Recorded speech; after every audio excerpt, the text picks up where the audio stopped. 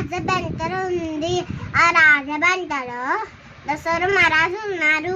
ఆ దసరా మహారాజుకి పిల్లలే లేదు.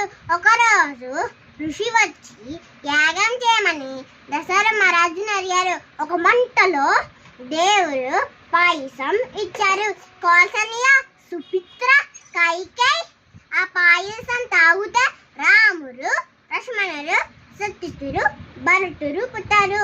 వాళ్ళు రాముడు భగవంతుడు అవుతారు. వాళ్ళ పెద్ద కొడుకుడు రాముడిని అయోధ్యకి పట్టాభిషేకాన్ని చేయమన్నారు. కైకేయి వచ్చి ఒక 2 వరాలు, రెండో వర రాముని అడవికి పంపే, రెండో వర తన కొడుకుని భరతుని అయోధ్యకి రాజుగా చేయమన్నారు.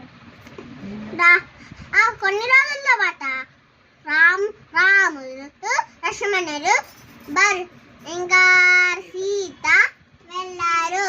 అప్పుడు కొన్ని రోజుల తర్వాత రామరాజు వచ్చి సీతని ఎదిగిపోయారు. వెతుకుతుందా దూరంగా హనుమాను కనిపించారు. వాళ్ళ వానం సేనంతో లంకకి బయలుదేరారు. రావణాసుని చంపిన వెంటనే రాముడు, సీత, లక్ష్మణుడు, హనుమాన్ అయోధ్యకి వచ్చేసారు.